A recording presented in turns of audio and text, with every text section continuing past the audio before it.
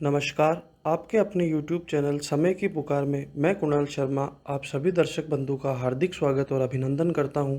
आइए जानते हैं भीलवाड़ा के कुछ मुख्य समाचार। पहले के समय में चुनाव के एक दिन पूर्व मतदाताओं को लुभाने के लिए उन्हें रात के अंधेरे में प्रलोभन दिया जाता था और अब सरकार मतदाताओं को लुभाने के लिए दिन के उजाले में प्रलोभन दे रही है। प्रलोभन देने का तरीका थोड़ा बदल दिया गया है, लेकिन वोटों को खरीदने की राजनीति आज भी जारी है। यह कहना है भीम आर्मी चीफ चंद्रशेखर आज़ाद का। आज़ाद गुरुवार को भीलवाड़ा में आज़ाद समाज पार्टी की ओर से संविधान बचाओ देश बचाओ संकल्प यात्रा के तहत भीलवाड़ा पहुंचे, जहां उन्होंने मीडिया से वार्ता के दौरान कहा कि सरकार चाहे प्रदेश की हो अथवा केंद्र की, दोनों ही सरकारों में दलित और पिछड़ों का शोषण हुआ है। आज भी दलितों को अपने अधिकार के लिए संघर्ष करना पड़ता है। बिहार में हुए जाति गणना पर बोलते हुए उन्होंने कहा कि राजस्थान में भी जाति आधारित गणना की आवश्यकता है। इसके प्रत्येक समाज और व्यक्ति को अपनी संख्या का पता चलता है। आंकड़े सामने आते हैं जिनके आधार पर राजनीतिक भविष्य तय होता है। आज़ाद के भीलवाड़ा पहुंचने पर कार्यकर्ताओं ने गर्मजोशी से स्वागत किया। शहर के सुखाड़िया सर्किल से संकल्प यात्रा का आयोजन किया गया, जो शहर के मुख्य मार्गों से होती हुई खटीक समाज छात्रावास में संपन्न हुई। यहां जनसभा को संबोधित करते हुए आज़ाद ने दलितों को संगठित रहने और अपने वोट के अधिकारों को पहचानने की बात कही। आज हम लोग भीलवाड़ा में हैं और ये संविधान बचाओ यात्रा का 8वां दिन, और इस यात्रा से जिस तरह का उत्साह राजस्थान के कमजोर वर्गों में देखने को मिला, मुझे ये उम्मीद है कि इस बार आजाद समाज पार्टी के परिणाम बहुत बेहतर यहाँ होने वाले हैं। और हम अपनी पहली लिस्ट 7 तारीख को जारी करेंगे। 6 तारीख को हमारी यात्रा का पहला चरण समापन होगा। जिन जिलों से हम लोग होके आ गए और जिस डाटा को हमने स्टडी कर लिया, उन जिलों में हमारे पहले प्रत्याशियों की लिस्ट जो है वो 7 तारीख को जारी होगी। ये हमारे ए श्रेणी के प्रत्याशी, उसके बाद अगले 4-5 दिन में हम अपने बाकी प्रत्याशियों की घोषणा करेंगे। कितनी सीटों पर चुनाव, इसकी पूरी जानकारी 7 तारीख को हम लोग देंगे। राजस्थान राजनीति में आजाद समाज पार्टी को किस तरह की क्या भूमिका निभाएगी? देखिए, 5 सालों से भीम आर्मी ने गली गली गांव-गांव जाके संघर्ष किया और हर एक इश्यू पे जहां विपक्ष को अपनी जिम्मेदारी निभानी चाहिए थी या सरकार को अपनी जिम्मेदारी निभानी चाहिए थी, उस पर काम किया और लोगों को न्याय दिलाने का काम किया। इसके लिए कई बार उन पर मुकदमे भी लगे। मैं खुद भी यहाँ जेल गया 4 दिन के लिए, जब हम CHA के बच्चों की आवाज उठा रहे थे, उनके आंदोलन की कि उनको उनकी नौकरी वापस मिलनी चाहिए। जब हम 3rd ग्रेड टीचर जो हैं उनके ट्रांसफर की आवाज उठा रहे थे, जब हम यहाँ पेपर जो लीक हुए उन पर सवाल खड़ा कर रहे थे, इसका खामियाजा हमें जेल जाके भुगतना पड़ा। लेकिन जनता के लिए जेल जाना, ये कोई, इसको मैं बुरा काम नहीं मानता हूँ। जनता के हितों की रक्षा के लिए जेल भी जाना पड़े तो हम लोग तैयार हैं। और मेरा ये मानना है कि आजाद समाज पार्टी ने का जो काम पिछले 2 सालों में बूथ का स्तर का यहाँ हुआ है, उससे जनता का जो वोट है इस बार आजाद समाज पार्टी के समर्थन में आएगा। जातिगत आंकड़ों के विषय पे क्या कहेंगे? बिहार में जिस तरह से, मैं तो ये कहना चाहता हूँ कि ये काम राजस्थान में भी हो जाना चाहिए था। यहाँ तो बीजेपी की सरकार नहीं है, यहाँ तो जातिगत जनगणना होनी चाहिए थी। जातिगत जनगणना से जातिवाद नहीं बढ़ता, बल्कि लोगों के अंदर जागरूकता बढ़ती है। जातिगत जनगणना होगी तो लोगों को अपनी संख्या का एहसास होगा, और संख्या का एहसास होगा और आर्थिक आंकड़े जारी होंगे तो मैं ये समझता हूँ कि लोगों को विश्वास होगा कि आजादी के बाद उनके हिस्से में क्या है। हर आदमी टैक्स देता है, टैक्स देने वाले व्यक्ति को क्या मिल रहा है और सरकार के हिस्से में क्या रह रहा है। जनता का पैसा प्रचार प्रसार पे लगाने वाली सरकारों को जनता इस बार जो है वोट की ताकत से चोट देगी। आप राजस्थान में जब भी आते हैं तो आपको रोक लगाई जाती है, इसके पीछे मुख्य कारण क्या है? अब ये आप बेहतर बता सकते हो। क्या राजस्थान भारत का हिस्सा नहीं है या राजस्थान आजाद नहीं है? आज राणा पुंजा भील जी की जो है जयंती है और हमने उनसे लड़ना सीखा अपने अधिकारों के लिए। मैं आपसे फिर ये कह रहा हूँ, जो सरकार मुझे यहाँ रोक रही थी और जिस जगह पे ज्यादा रोका गया जालोर पे, उसकी सभा ही सबसे ऐतिहासिक थी। वहां लाखों की संख्या में लोग आए थे। और मैं आपसे पूरी जिम्मेदारी से कह रहा हूँ, जो लोग 8-8 घंटे इंतजार करके वहां खड़े हैं एक बार देखने के लिए, इस बार वो वोट की ताकत से चंद्रशेखर आजाद को और आजाद समाज पार्टी को यहाँ मजबूत करेंगे। एक बात आपने भी कही कि दिन के अंधेरे में अब जो वोट खरीदे जा रहे हैं, पहले रात के अंधेरे में खरीदे जाते हैं। हाँ, ये जो पैसा देके वोट को लूटने का प्रयास है ना, ये वोटों की खरीदारी है। और ये वोट हमें बिकने या बेचने के लिए नहीं मिली है। वोट का अधिकार गुलामी से मुक्ति के लिए मिला है। और हम इस जागरूक अभियान के जरिए, संविधान बचाओ अभियान के जरिए जागरूकता पैदा कर रहे हैं कि अपनी वोट की वैल्यू को समझे, वोट से क्या निर्माण होगा ये समझे, वोट के परिणाम को समझे और वोट की सुरक्षा करे। और मैं मानता हूं जनता समझदार है, उन्होंने सब कुछ देखा है। इस बार वो एक मौका आजाद समाज पार्टी को जरूर देंगे। पार्टी का कोई सिंबल? केतली हमारा चुनाव निशान है। मैंने कहा 7 तारीख जब लिस्ट जारी होगी सब कुछ जारी होगा, और आप अगर महसूस करेंगे हर बैनर पे हमारा चुनाव चिन्ह। ये अलग बात है, नया चुनाव चिन्ह है, लेकिन इस बार पहली बार नया, अगली बार नया नहीं रहेगा। अभी आपने जो प्रेस वार्ता करी, इस पर तो नहीं लगा हुआ है। प्रेस वार्ता पे चुनाव निशान नहीं लगाया जाता। ऐसा तो नहीं होता है? नहीं लगाया जाता। आपको अगर आपके पास ऐसा हो तो मुझे बताना। ये पार्टी के प्रचारक काम नहीं, ये ये मीडिया के जरिए बात करने का काम है। अच्छा, आप मीडिया इसको चलाएगी तो उसका भी तो प्रचार ही होगा ना। अब आप चला देना कि केतली चुनाव चिन्ह। भारतीय जनता पार्टी प्रदेश नेतृत्व के निर्देशानुसार जिला कार्यालय पर संकल्प पत्र आकांक्षा संग्रहण रथ का उद्घाटन हरियाणा भाजपा के पूर्व प्रदेश अध्यक्ष व विधानसभा चुनाव भिलवाड़ा जिला प्रभारी सुभाष बराला, शेष विधायक विठल शंकर अवस्थी, प्रदेश कार्य समिति सदस्य भगवान सिंह चौहान एवं जिला अध्यक्ष प्रशांत मेवाड़ा ने हरी झंडी दिखाकर किया।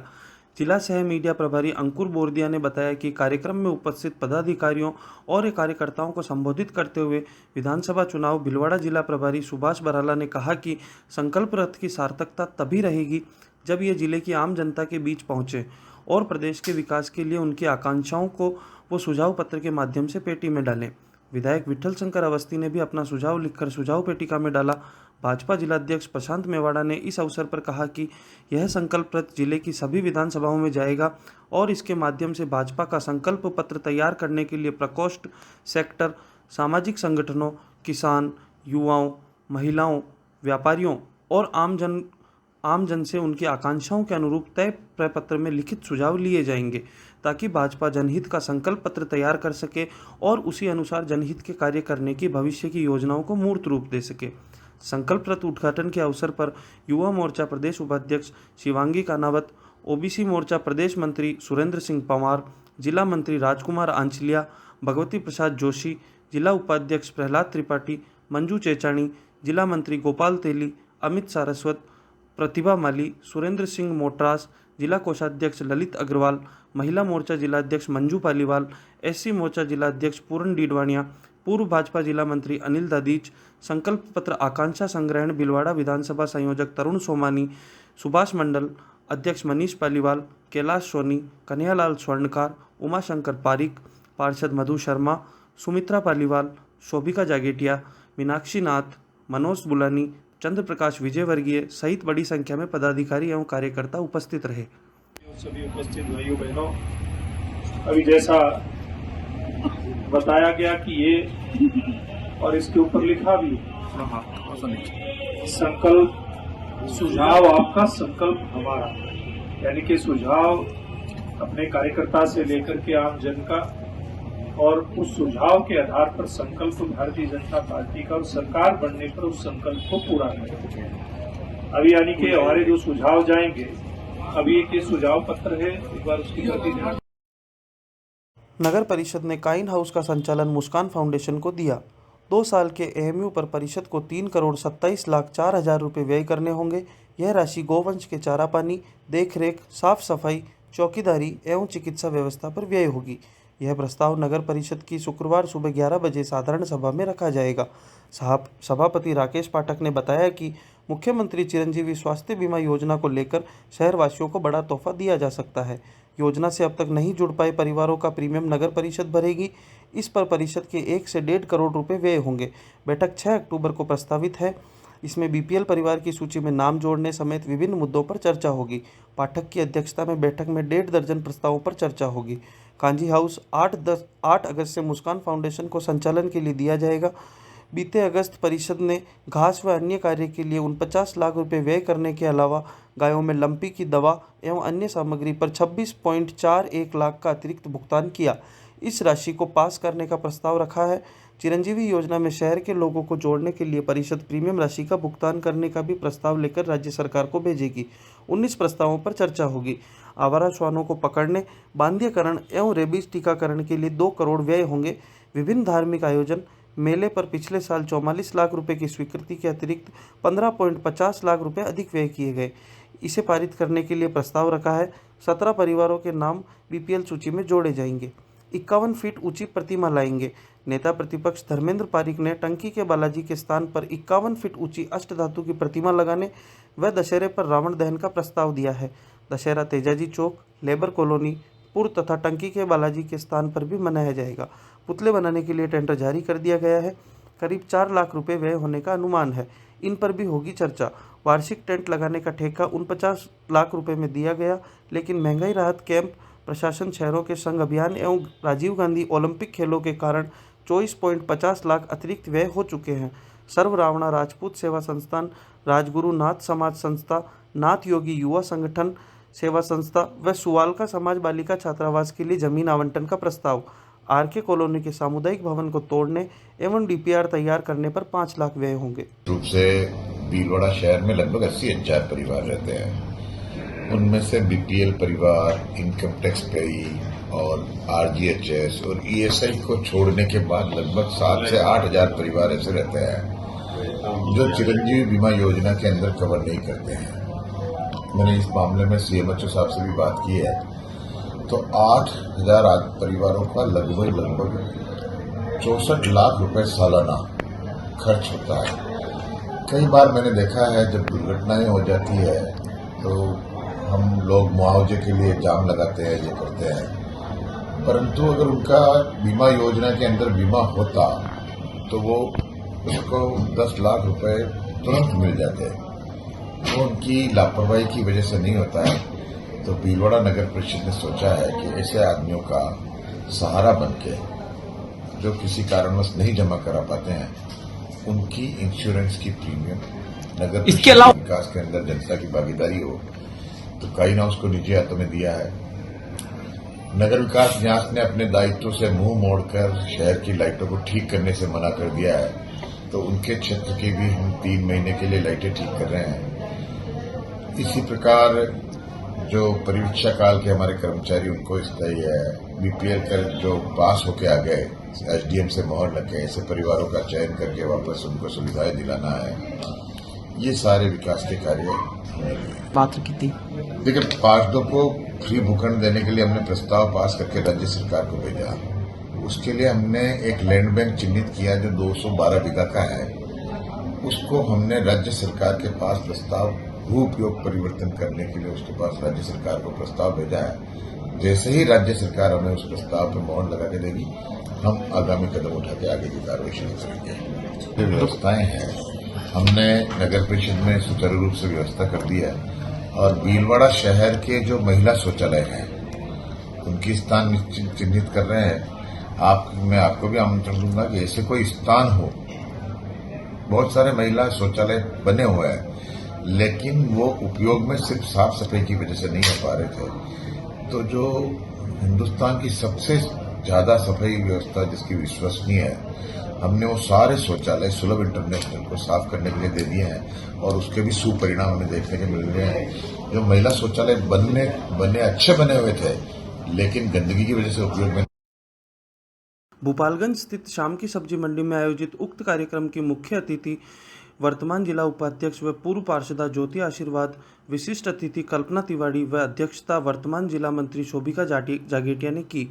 विभाग संयोजिका निशा जैन ने इस अवसर पर कहा कि देश के संविधान में नागरिकों को अन्य कई अधिकारों के साथ साथ मतदान का भी अधिकार दिया गया है, जिसे हम सभी को पूरी निष्ठा व ईमानदारी के साथ देश हित में अनिवार्य रूप से उपयोग में लेना चाहिए, क्योंकि हमारे द्वारा किए जाने वाले मतदान से ही देश व प्रदेश के सरकारों का गठन होता है।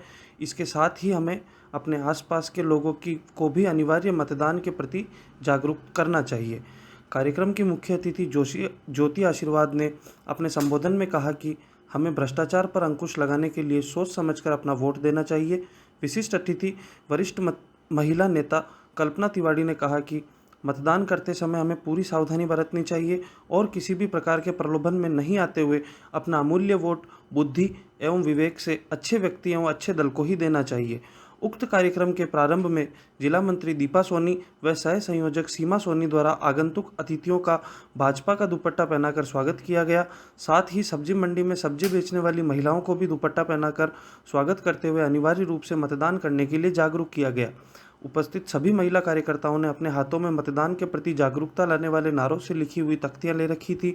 साथ ही विभिन्न उद्घोष भी लगाए गए।